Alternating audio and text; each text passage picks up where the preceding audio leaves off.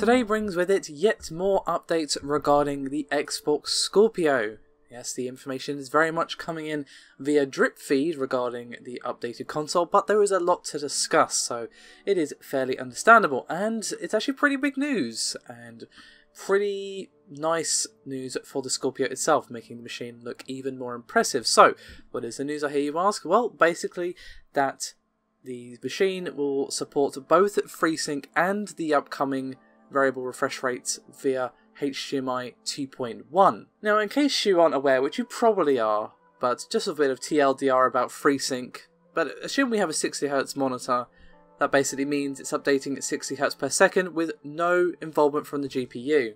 But with FreeSync, the GPU can say, hey, I have a new frame, and the monitor will display it. Basically, I mean, in theory at least, there will be no screen tearing, as well as no latency when it comes to inputs, and this is pretty much how HDMI 2.1 is going to work when it's actually commercially available. Now, obviously this does give developers, when they're making a game, the option to go with your standard 30 or 60 FPS lock, or they could allow the game to run an unlocked frame rate and allow it to run at whatever it runs at. Just for example, 45 frames a second, but without the screen tearing associated with the game that isn't running solidly at either 30 or 60 or whatever the refresh rate happens to be. Now, obviously, this would still require work from the developer to, develop the engine with the hardware in mind, set the hardware flags and the coding and so on, but it is still pretty awesome, and we've seen some indications from Turn 10, and I'll get to them in a minute, that transferring a PC game to the Scorpio is actually pretty damn easy.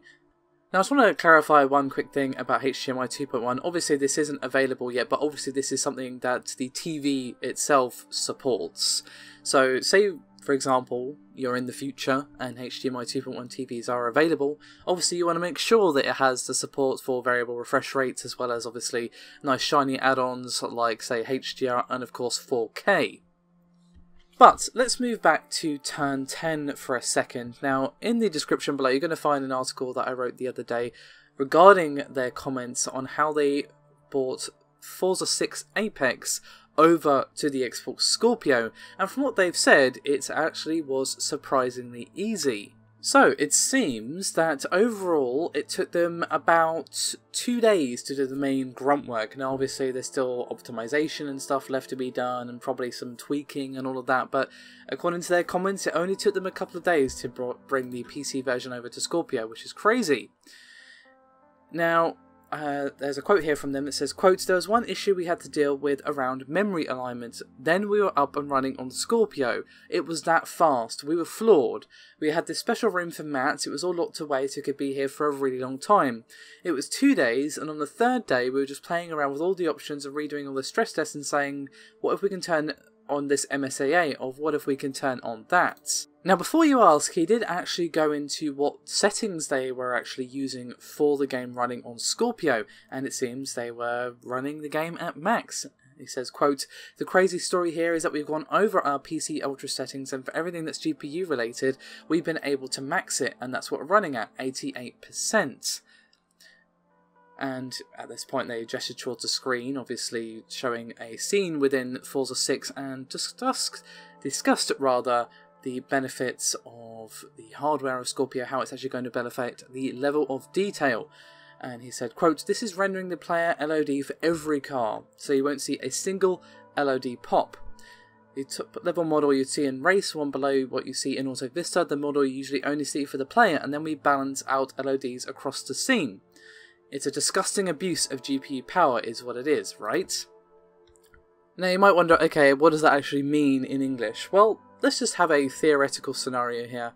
You're playing the game on Scorpio, and there is a car very, very far ahead of you. You can close enough where you can see details on the car, but far enough away that you might potentially expect pop-in if you were to all of a sudden accelerate and get right behind that car. But in this case, even if you did so and got right up in that car's bumper, there would be no pop-in of details on the car, which is actually pretty impressive.